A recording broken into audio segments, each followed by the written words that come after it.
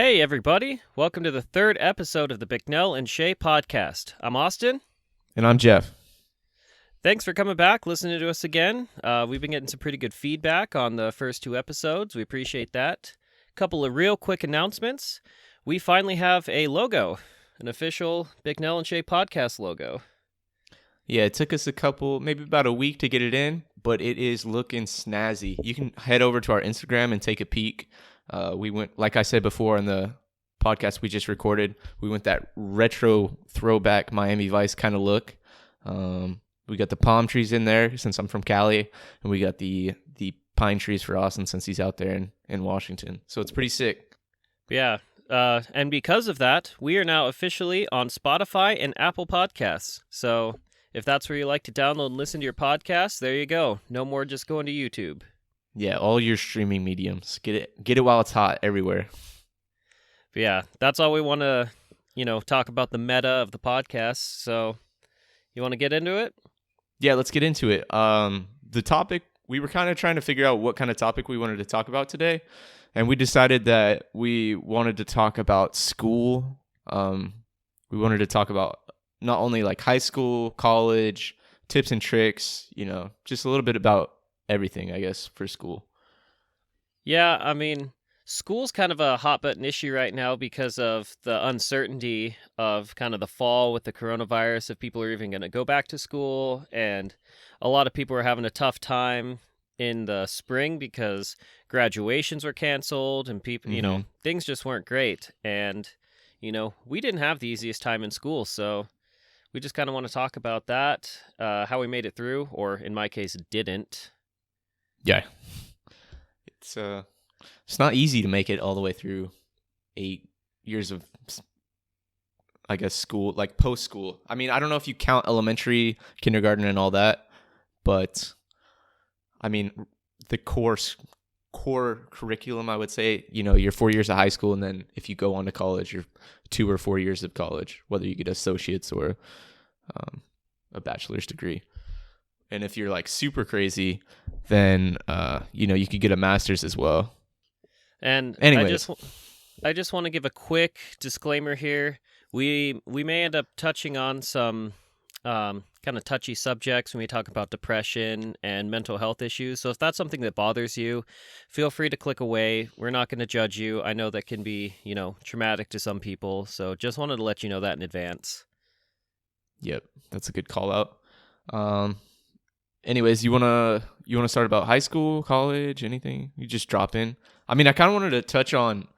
I feel like right now the seniors in high school have it pretty bad because they're trying to figure out, if they're gonna go to college with everything going on right now. There's so many kids that are going to start their freshman year of college online, which is kind of ridiculous. So they're gonna pay like $40,000 to go take some online classes, and it just seems, I don't know, it doesn't seem fair to take online classes for some crazy amount of money like that. Yeah, I actually read some stories about some students who were actually emailing like the financial departments of their colleges saying like, listen, if we're not going to be on campus at all, can I get like some money back on my tuition? And a few people have been successful. So I don't know how universal that's going to be, but there's a little glimmer of hope out there if you are, paying all that money and not actually going to campus. You might be able to work something out. Mm-hmm. Colleges already charge so much money for students to go get, secondary education. I mean, it cost me, I went to college for 3.5 years and I came out of there with like $80,000, $90,000 in student loan debt, which is not the smart way to do it. I mean, I didn't do it smart. I wanted to go play sports, so I just kind of said, you know what, I'll go to college and then figure it out later, which is not the best way to do it. I would suggest going to like, either a junior college and getting your basic classes out of the way so you can do it for cheap and then transferring over to a 4-year college. But it's so crazy that you can go to school for 4 years and be $100,000 in debt and only be qualified to work a job that's going to pay you $18 to $20 an hour right out of school. So, I mean, you're making under $50,000 a year, but you paid $100,000 to go get schooling. It's insane. Yeah, I think a lot of the problem nowadays is that so many kids have been pushed to go get their bachelor's degrees that a bachelor's degree is almost becoming the equivalent of like a high school diploma where just about everyone has one. So in order to stand out, you need to go on even further to get your master's to really stand out in the crowd. Mm-hmm. And that's even more money, even more time commitment. I have friends that are going to get their masters, and I ask them, I'm like, why are you going to get your master's? And they literally don't even know why they're going to do it. They're just going to do it to do it. That's crazy to me. But as someone who doesn't even have their bachelor's degree or their associate's degree, it all seems crazy to me. Yeah, I mean, it's helpful if you know what you want to do. Like if you have a specific goal in life to get this job or this certain,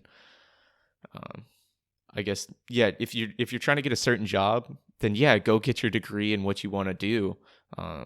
Especially if you want to be like in the medical industry. Obviously, you know, you want to be a nurse, you want to be a doctor, you have to go to medical school or nursing school.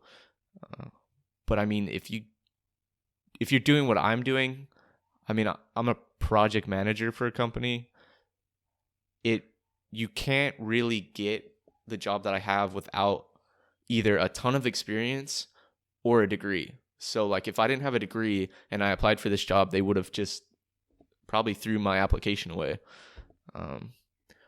So I mean, it's a good thing to have, but I feel like experience would trump a degree. But it's so hard to get experience. I don't know. It's like a catch-22. It's really, really difficult.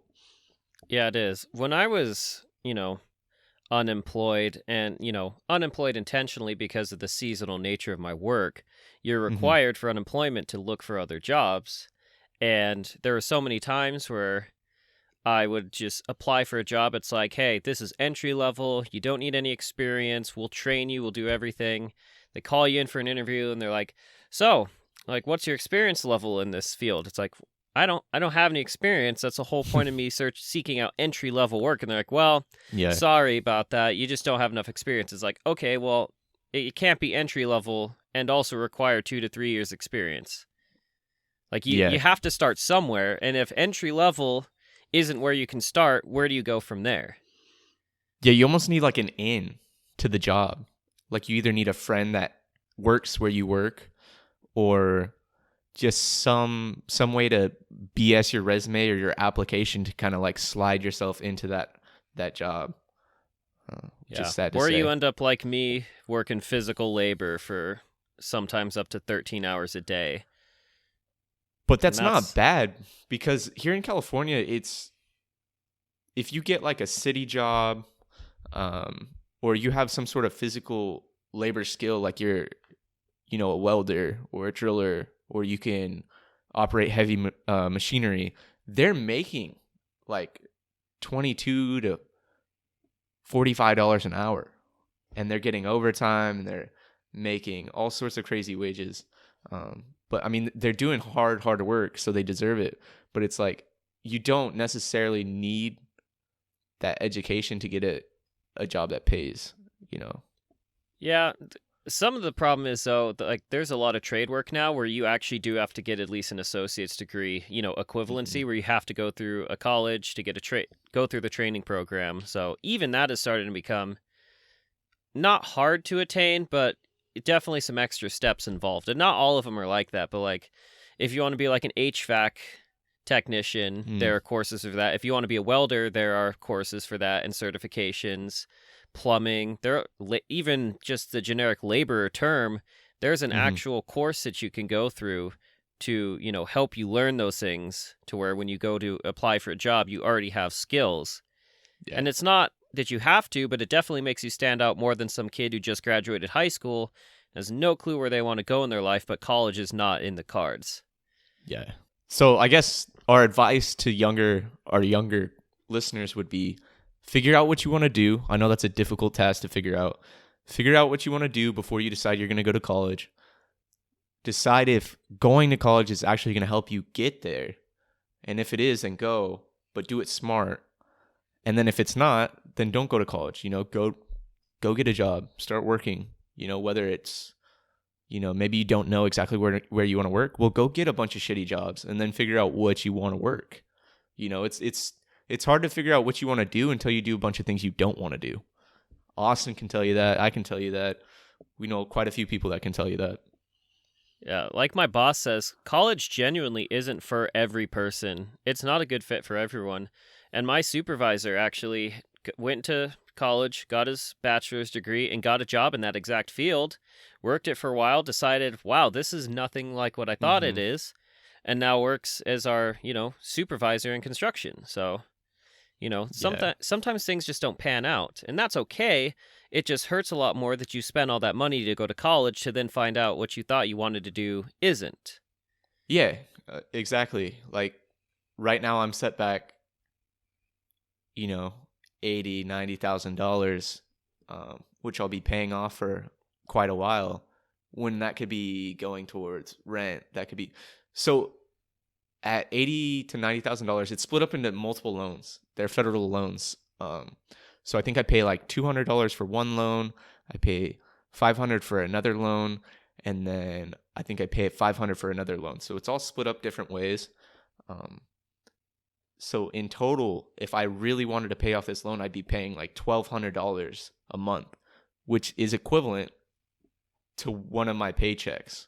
So one of my whole 2-week paycheck would be going towards paying off student loans. And then I'd be left with another $1,200 to live in Southern California, which $1,200 is not enough to live in Southern California. Not on you your can't own, even that's pay for rent. sure. Yeah, it's insane. And I mean, you make $20 an hour with your 4-year degree in Southern California. I make 18, and my wife and I are able to easily make a living and pay rent. But Washington, especially where I live, not in the Seattle area, has such a lower cost of living. But that's $18 in a lower cost of living with no college degree versus $20 in a college degree in Southern California with $90,000 worth of student loan. So yeah, plus there's a lot of thought that needs to be put into the decision to go to college. Plus, I guess you have to look at the job market too. There's a lot of jobs here in California, but there's also a lot of applicants. There's tons and tons and tons of colleges here in Southern California, and every year there's graduates, with the same degree that I have, trying to get the same jobs that I'm trying to get. So. And they could have better connections than you, and that's the only reason why they might be more qualified. Well, not more qualified. That might be the only reason they get something over someone like you. It's about who you know, for sure. Yeah. Well, maybe we should. We're kind of hitting on how difficult it is. Maybe we should hit on some tips to help people stand out from the crowd. You know what I mean? Like when you go into your application, what do you do?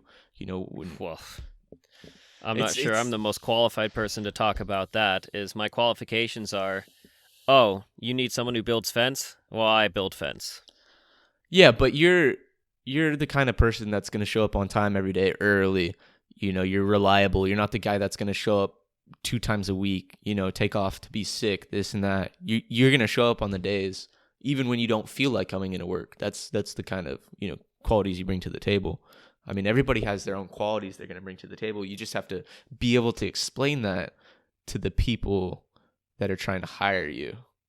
And then, how did they interview you for your fence job? What kind of questions did they ask? The first one or the second one? I would say the first one, because the second one is easier to get, I would say, because you would be like, I've already been working for a fence job. You've kind of got that reputation behind you. Well, I walked in, and they're like, can you show up to work on time? I'm like, absolutely. They said, are you willing to work hard? I'm like, as hard as you need me to. Do you do any drugs? No, you're hired. Perfect. And then, that was pretty much the application process. Did they drug test you or no? Yeah, okay. The first company did, because they deal with CDLs and doing business across state lines a lot more often. So you do need to be drug free, even though marijuana is legal in Washington. Yeah. Did you have to OSHA? Like the OSHA training? Yeah. No. When I worked at the gold mine, I did have to do 40-hour OSHA training, or MSHA training. Actually, that's the Mine Safety and Health Administration. And then when I worked in a factory, I did the 40-hour OSHA as well, twice. Gotcha. But yeah, It's a long training. yeah, it is. That's 5, 8-hour work days of just sitting in a class learning stuff. Yeah. So I guess I gotta stop saying I guess, but I guess um, it depends on your job. So like obviously a entry level labor, you need to be willing to show up drug free, get there on time, and you'll be able to progress through the company. If you show up, you're a good employee, you'll be able to make it from entry level laborer. And if you can pick up the skills and show that, you're responsible, you can kind of make your way up Yeah, I through the mean, company. most, superintendents started as a base laborer and Hmm. they just work their way up through the ranks and they're the ones with the most experience on any job site. Yeah. But, you know, it's a different world out there between kind of the blue collar and the white collar. Yeah. Look, like I was going to say too, like when I came in for my application, what did you wear? What did you wear to your interview? I I guess. wore some dress pants and a polo shirt, Okay. and I just made my hair and beard look presentable. See, you're a better person than most. But when I came in for my interview as well, I did the same thing. I wore a tie, I wore a nice shirt, slacks, nice shoes, and stuff like that. And then I sat down with which is my boss currently, and we talked for like an hour. And she asked me, kind of the basic interview questions. I feel like every company has like these questions set out, what they're gonna ask you, and it's usually what kind of skills do you have? What are your previous employers? Um, she asked me what my pet peeves were. They kind of want to see if you're gonna fit in. What's your temperament like? Do you get frustrated easily? Um, they want to make sure that you fit in with the everybody else that's working that job.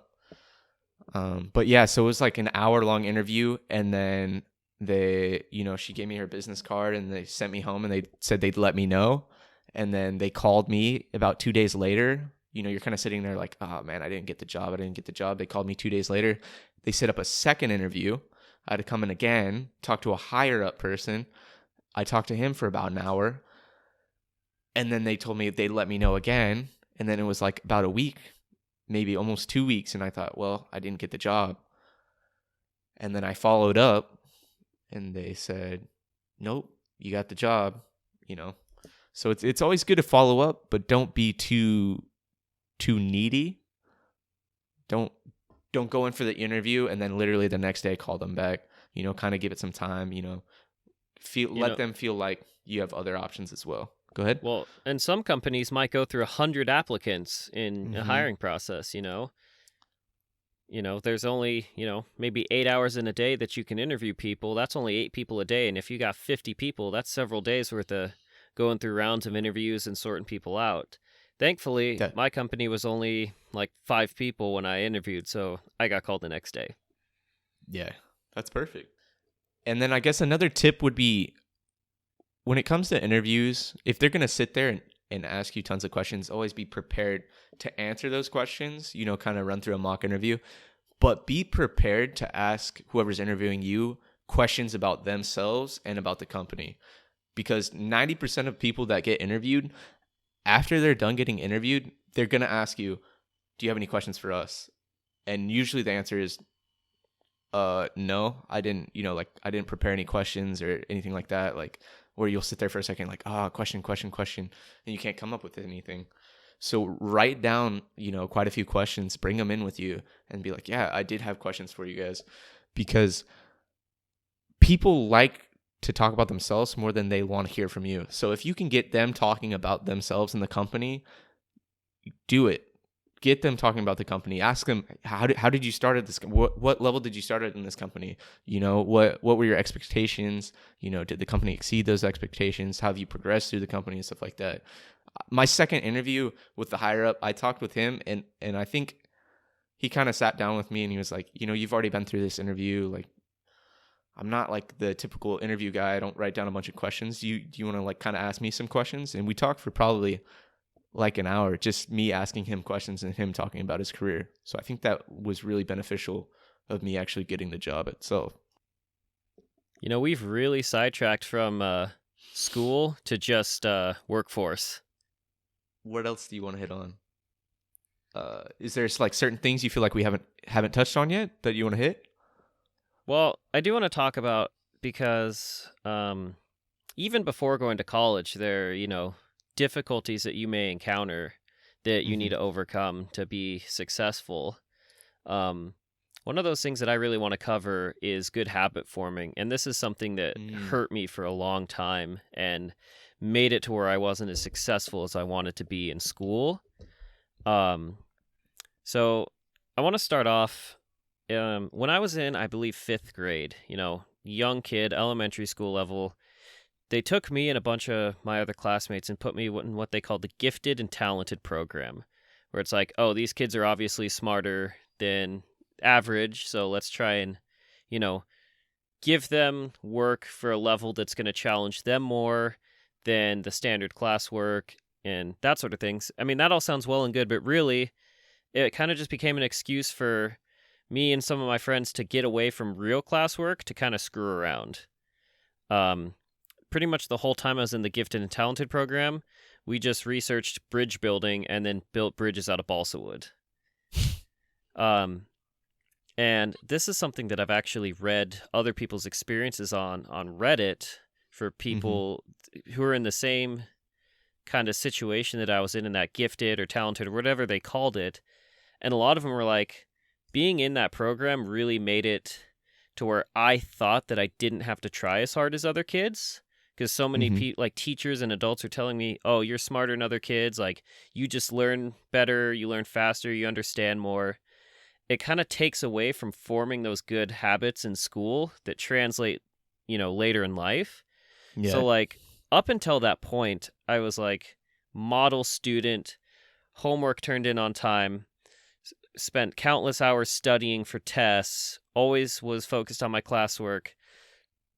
Excuse me. But up until that point, yeah, after that, it's like, well, I'm too smart for this. I can just not study. I don't need to do my homework or turn it in. And everything kind of just went downhill from there. Mm-hmm. Um, and that affected me in middle school. It really affected me in high school, especially when I was getting into like the AP and then even dual enrollment college credits, where it's like, wow, okay, I'm really not, as far ahead as I thought I would be. I really need to study this, or I really need to focus on this homework.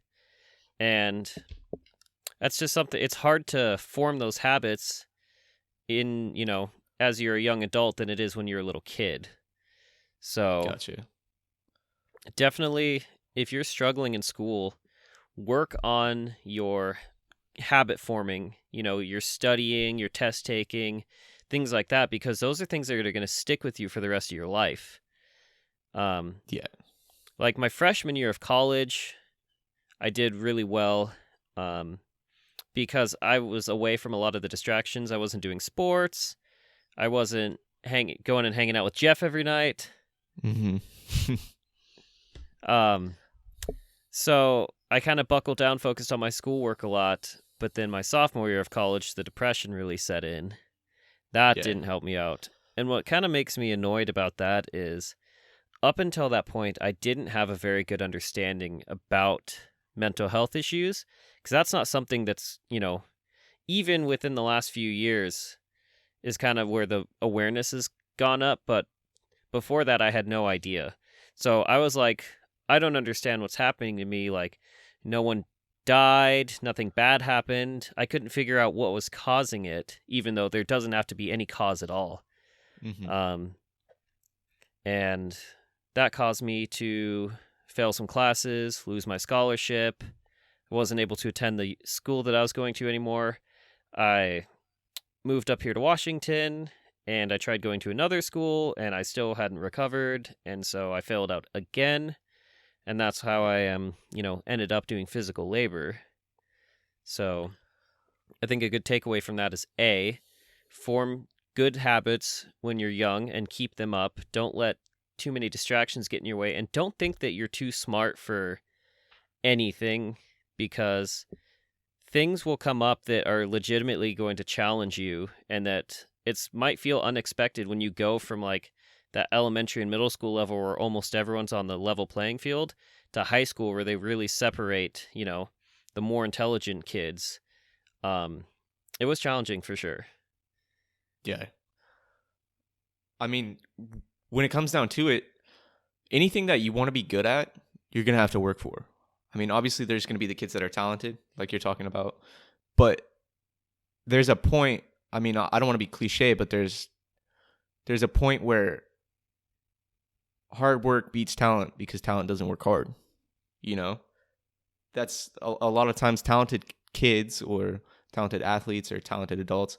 If you're talented at something, you feel like you don't have to work hard at it anymore because you're already decent at it or you're already good at it. And that's when, somebody that might not be as good as you is working harder than you and they're going to surpass you. So if you want to do something, you got to work hard at it and you got to be consistent. And then like you're saying too, with the habit forming is so important, not only to school, but to life itself, like we were talking before in the previous podcast, Austin and I would spiral out in video games and we'd play video games all day and we wouldn't sleep right. And, it would throw everything off. You want to form habits to where, you're waking up the same time every day. You're going to sleep every day, same time. It's just going to put you in a better mood. And it's going to keep you on track for the things you want. When you get off of those habits, you start to feel bad, and it can be a slippery slope like you're talking about too. I feel like depression is a slippery slope because, you feel amazing, and then all of a sudden you kind of slip into this, you don't really know why you're sad or you're upset, but it's just there, and then you just keep slipping, and it's hard to get back on track. But if you have those habits, it can really help you pull you out of that rut. Yeah. And the whole reason I wanted to backtrack, talk about school is because like these are things that, still somewhat affect me in my adult working life. Like I started to get into a little bit of a rut at work where, I had a set crew, I was working comfortably, things were getting done on time, and then things got a little bit shaken up, and I was so set in that rut that I wasn't, keeping up on my good habits, and I've had to work to adjust that, to like be more conscious of what I'm doing, to make sure that I follow my good habits that put me in the place that I am, where I am in charge of a crew, in charge of jobs.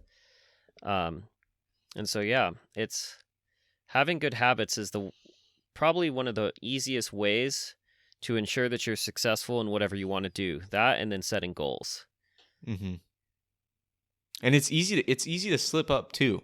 I mean, Austin and I can tell you, we both have goals and habits that we want to keep track of. Austin obviously wants to have, great work days and get promoted and, do great at his job. And, he wants to stay on top of this podcast just like I do. But it's easy to, stay up late, watch TV, play video games. I have a goal to get to bed, by 8:30, 9 o'clock, like be in bed, don't be stimulated by any sort of light, TV, my phone, anything like that. And I'm constantly getting to bed by like 10, 10:30, sometimes 11. And it's just like, I know I need to be in bed by 8:30, but in my head, sometimes I just can't do it. So just, know that everybody slips up, and the best way is just to get right back on track. If you slip up, get back on track. It's going to happen, but it's getting right back on that track as fast as you can. That's what's going to get you to where you want to go. Yeah, nobody is perfect. When you see these, successful people, they have bad days and they make mistakes.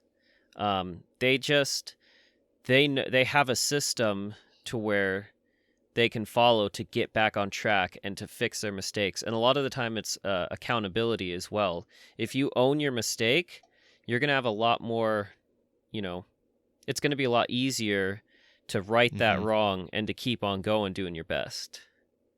Yeah, at work, This is a good example. If you're working somewhere and you slip up and you make a mistake, don't try and blame it on something. It's so easy to say, I'm at work and I did this one project wrong and it was totally my fault. And I go, oh, I wasn't informed on this, or, I was so busy taking care of this. Don't make an excuse. The excuse makers are not going to be the ones that are, getting promoted. They're not going to be the ones that are, at the end of the day, taking care of what they need to take care of. So just own up to your mistake. Be like, yeah, I screwed up. That's my fault. It won't happen again. And you're going to get respected a lot more doing that than being somebody that makes an excuse. Excuses are literally just, it's so terrible. People, I know people, we all know people that are that excuse person. And it was something I had to learn because in high school and my earlier years in college, I was the excuse person. I was working hard and doing everything I needed to do. But at the end of the day, I was still making excuses. Like I would mess something up and I'd be like, oh, no, it wasn't my fault. Or, somebody told me this or that. And it's like, you have to literally just let go of your excuses. Otherwise, you're just going to be held down and you're never going to make it to where you want to go. Yeah. The excuses thing is a tough one for me because that was me for a long time. And occasionally I still find myself doing it. But when you do own up to things, mistakes that you've made, it's so much easier to correct them. And people have so much more respect for you when you do own up to things you've done wrong. When you say, yeah, you're right, that is completely my fault. I'm sorry. I will do what I can to make it right. Instead of, well, it's not really my fault because, maybe this said that or this person did it. No, it doesn't. None of that matters. Yeah. And the person that you're telling, like, so say Austin wanted to do something with me and I fucked it up. Like, we were supposed to go work on the podcast and I made some sort of excuse and we didn't end up doing it and we didn't end up getting the podcast on time.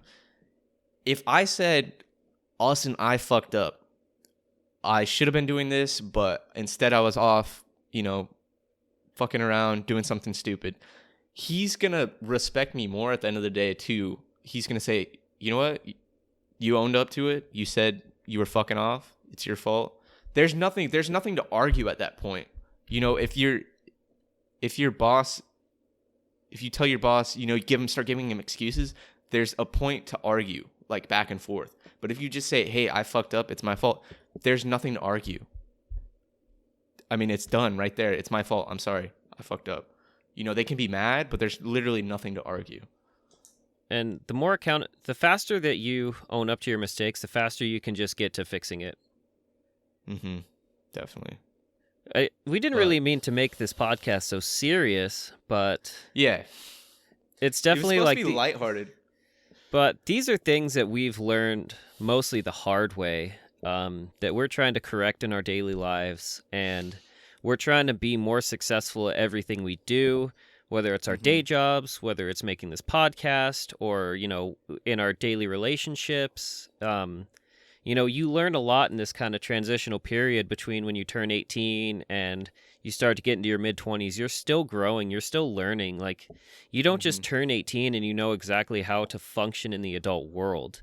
Like, there are things you learn the hard way, and me and Jeff especially have learned a lot of things the hard way. Definitely. Well, anyways, you want to wrap this one up? Yeah, for sure. We won't carry out our sob story any longer. You don't need to feel bad for us. We just want to, kind of give you guys our perspective on things, and if you can use it to help yourselves, then awesome. If this means nothing to you and you're completely successful, great. Congratulations. Like, we're really happy for you that you've done everything right up to this point. And I don't mean that sarcastically. I do. There are people who just seem to get everything right. But most of us don't. So if you can take anything away, then that's great. All right. Hit the outro music. Will do. We'll see you next time, guys. Thank you so much for listening. Thanks, everyone.